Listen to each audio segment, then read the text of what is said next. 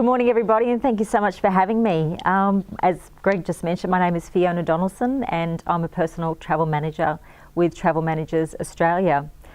Greg just actually touched on this, but I didn't see the response. So can I just start by asking how many of you travelled before your disability? Yep. And after the disability? And how many of you think that you want to travel now or you're ready to travel now, but you think it's in the too hard basket? Couple? Yeah. Okay. So travel is exciting, but for many of us, it can be overwhelming, and that's whether you have a disability or not. It takes lots of planning and a dash of courage thrown in for good measure. My aim today is to literally open up your world to a whole range of exciting possibilities and amazing adventures, and hopefully give you the confidence to do so. Just a little bit about me. I contracted transverse myelitis at the age of 19, which resulted in an incomplete C8-T1 spinal cord injury. At 19, I had my whole working life ahead of me, and all I could think of was, what do I want to do? What can I do?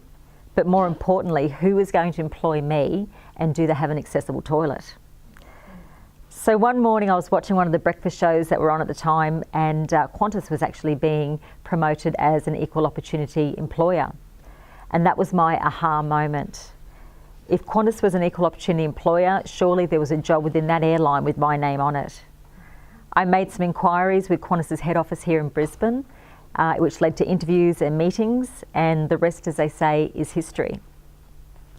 So it was 1994 and Qantas had employed me as a domestic reservations consultant.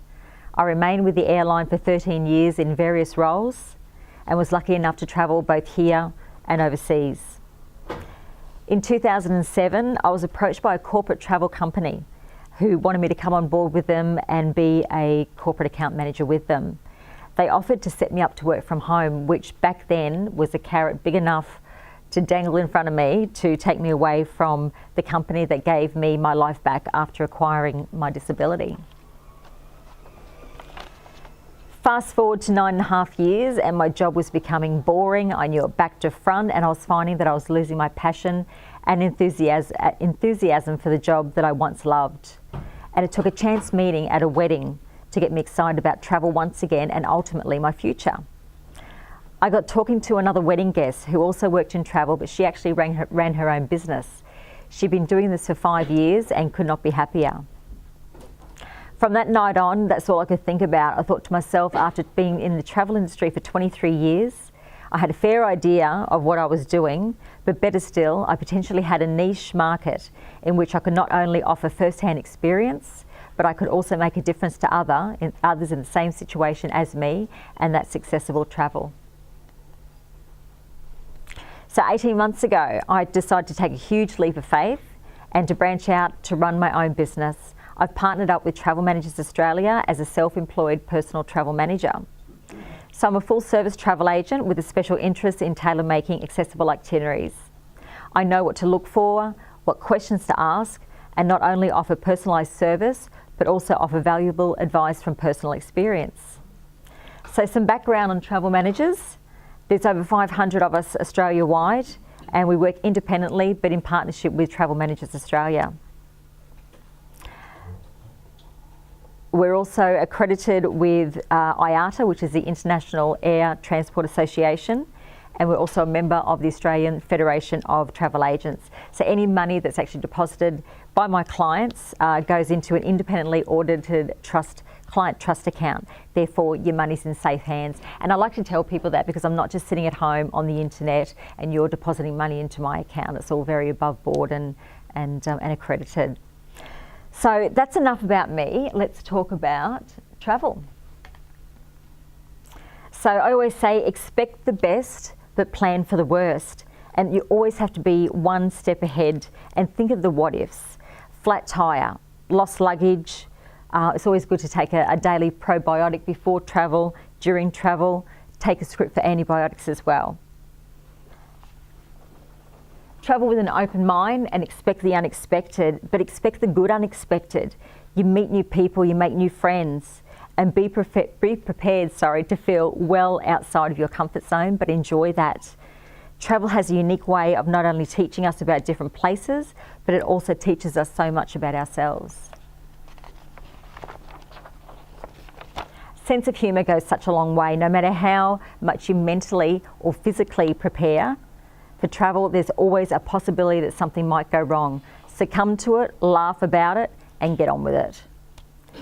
And if you're flying, hand luggage, always pack your medication in your hand luggage and ensure you carry a doctor's letter with you at all times. Also pack enough clothes and supplies to last maybe a good 3 days in case for some reason your luggage does get lost. And it's a great idea also to wear comfortable clothes for flying and easily removable shoes in case you get asked to remove them at an airport security checkpoint. So if you are booking your own air tickets, call the airline direct to make your booking or follow up with a phone call after you've actually made the booking online. If you are arranging your own travel, ask them also to arrange a meet and assist service if you're travelling alone, or if you require extra assistance in getting from one gate to the next, collecting luggage. Each airline does have different policies, but mostly they're there to help you. It's also a good idea to get online and familiarise yourself with the airline's special assistance policies and procedures, and also their policies in regards to the uplift of motorised chairs, battery types, chair dimensions, to ensure ahead of time that you will not have a problem when arriving at the airport. So rule of thumb, give yourself plenty of time when you get to the airport. If you are travelling domestically, try to arrive there an hour and a half prior to your flight departing, because you need to be checked in an hour before the flight leaves, and 3.5 hours for international travel, because you'll need to be checked in at least 3 hours prior.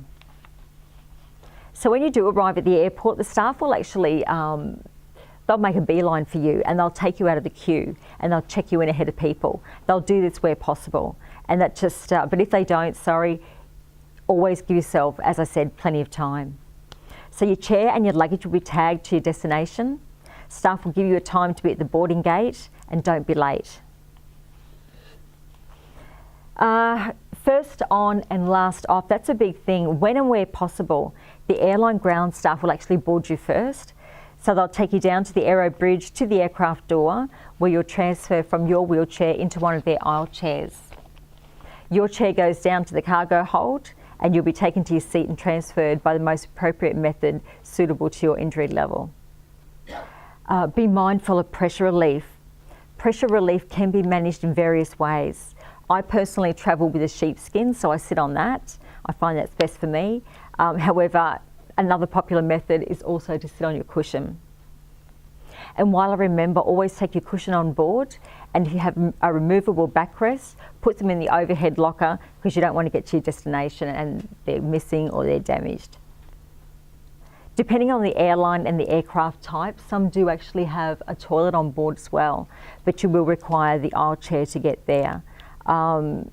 If you don't want to do that, you'll just need to make sure sorry, I've just missed my place there. Otherwise, you'll need to manage your requirements in different ways depending on course on your individual circumstances. On arrival, you'll be last to disembark from the aircraft. So if someone is meeting you or you've booked a transfer, make sure you tell them that you are last off, otherwise they will be looking for you. And what I've just told you has been right for me 90% of the time, but every airline's different and every airline does have different policies and procedures. So booking accommodation, once again, if you're somebody that does prefer to book their own travel, you must understand that the word accessible doesn't have the same meaning for every person, hotel, motel, restaurant, tour or attraction. And we all know that just because a handrail has been put beside a toilet doesn't make it fully accessible. Here's an example. These pictures are actually of an accessible bathroom at a hotel in Ireland that I was looking to book for a client. I asked the usual questions about, do you have a roll-in shower? Do you have the handheld shower? Everything was answered with yes, but I just felt something wasn't right. So I actually emailed them and got them to take photographs and to send it to me. And you can see there, that's not actually the soap holder, that's the bench seat. That's the fold-down bench seat. So you would not have, fit on that. So needless to say, I didn't book that hotel for my client. So the point I'm making is to always follow up whenever you're booking with a phone call or an email, and if there's no pictures online of the accessible room, make sure you ask them to send something through to you, and don't be afraid to ask questions, because at the end of the day, a holiday is something that we all look forward to, we save hard for, and you don't want the shine taken off it as soon as you arrive. This is what I call my list of website winners, and that's because 95% of the time the hotels do have accessible rooms, and they make reference to their accessibility features not only in their rooms but also the actual property itself on their website. And also a lot of the time you can actually make a booking for an accessible room online as well. Accor hotels, they're amazing. They list on their individual hotel page the actual number of accessible rooms that the property has, and you're able to book a room online if it is available. They have properties to suit most budgets, and they're available all over Australia and mostly all over the world. The other ones there is the Premier Inns. They're a budget UK-based brand as well. They have fantastic rooms. I actually stayed in a couple myself. You've got Travelodge, Radisson Hotels, and Intercontinental brands as well, which is your Holiday Inns, Holiday Inn Express, Crown Plaza, Staybridge Suites. So they're actually really good as well. Today I've actually brought along one of my suppliers who I work closely with in organising accessible transfers both here in Australia and worldwide.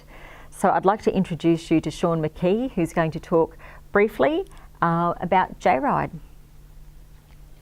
So now to the good stuff. Some of the accessible itineraries that I've tailor-made recently are Singapore. Singapore is amazing, very flat, very clean, very accessible. These photos here of a client of mine who travelled there, I think it must have been June that Dean went up there. He's actually from Melbourne. Organised private accessible airport transfers. It was actually through J-Ride. Accommodation. He was a bit of a foodie, so I organised accessible food tours for him. Gardens by the Bay. Singapore Zoo with an accessible tram ride. Their public transport system is very, very good. The MTR, which is their train network, is fully accessible. All their stations are fully accessible, and 80% of their fleet of public buses are also accessible as well. So it's easy and it's cheap to get around. Dean travels with Qantas quite a bit domestically for work, and he's very familiar, and he uses the Eagle Hoist.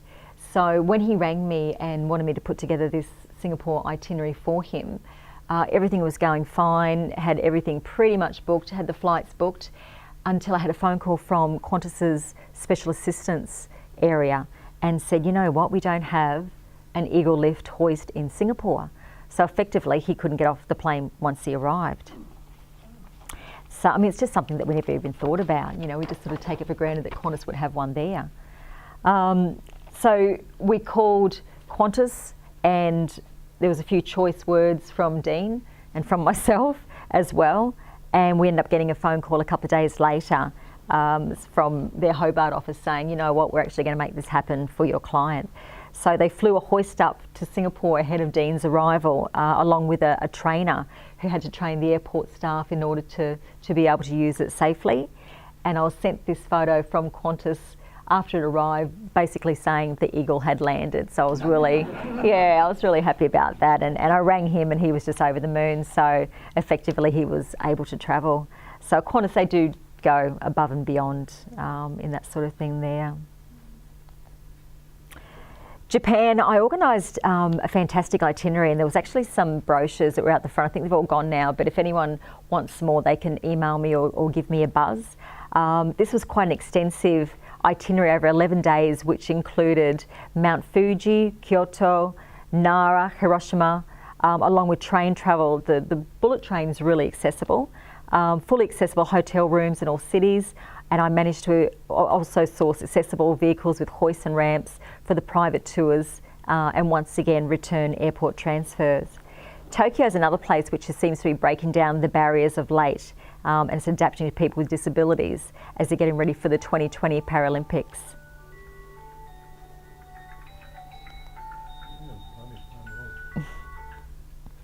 So Canada, this was an absolute doozy. My clients had a long list of must-sees and must-dos, which included the Rocky Mountaineer. The Rocky Mountaineer itself is very accessible. They also choose hotels which have accessible rooms, and the transport to and from the Rocky Mountaineer to the hotels are also accessible. I organised day tours and activities for them in Banff and Lake Louise. I then booked them on a 7-day inside passage Alaska cruise with Holland America Cruise Lines in accessible stateroom. It was finished up with 4 nights in Vancouver with a day tour to Victoria and the Butchart Gardens. Vancouver itself, very, very accessible. I mean, Canada's fantastic, but because the Paralympics were held there in 2010, it's super accessible as well. And you'll find that with Barcelona as well for exactly the same reason. So I also have direct contacts with reputable suppliers that have ready-made accessible itineraries. So if you've always wanted to do India, South Africa or New Zealand, just give me a call. Enable Travel, this is a company obviously making India very accessible. They're a division of Cox & Kings, which is one of the longest established travel companies which has been around since 1758. Enable Travel is specialised in making India accessible, not only for wheelchair users, but for those who are visually and hearing impaired also. They offer fully escorted tours to show you the best that India has to offer. And here's just a short video on them. Why travel? If you can't see, you can't touch, taste, smell. And if you can't hear or speak, you can't learn, pray, stroll. Those who can't walk can never swim, hike, relax.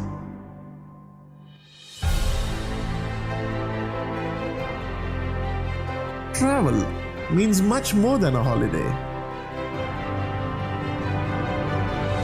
Travel is memories, stories,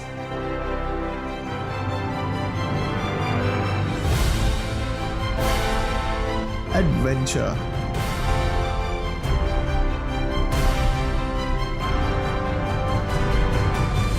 freedom.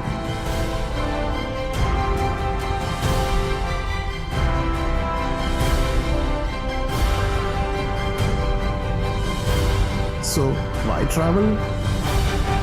Because with us, you finally can.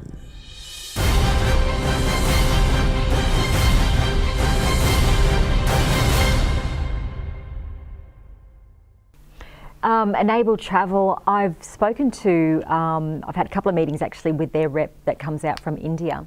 And if there's something in particular that you want to do, they will actually make it happen. So they also have their ready-made itineraries, but there's particular places they source out everything as far as accommodation, transfers, everything is actually fully accessible, so it's wonderful. The other company that I've had talks with as well is Making Tracks. It's probably a couple of you who are aware of Jezza Williams. He owns Making Tracks, which is a New Zealand adaptive adventure travel specialist. He's also a wheelchair user as well. He's designed itineraries to suit absolutely everyone. Everything from skydiving and paragliding to fishing charters and whale watching off the beautiful waters of Kaikoura, which is approximately 2.5 hours north of Christchurch. So what can I do for you, or what I can do for you? I will save you time. Let me do all the research for you. I'll give you peace of mind. I'm actually available 24/7 to all of my clients, whether you're in a chair or not, in the event of a travel emergency or if something is not quite right. I can arrange travel insurance for you. I arrange equipment hire at your destination, offer visa assistance and advice, but most importantly, I will organise an amazing holiday for you from A through to Z and everything in between. So in a nutshell, yes, travel is absolutely possible after disability. It just takes a bit of extra research and planning, patience, and a dash of courage thrown in for good measure. So I hope I was able to pass on the travel bug to some of you today. And remember this, life shrinks or expands in proportion to one's courage. Thank you very much.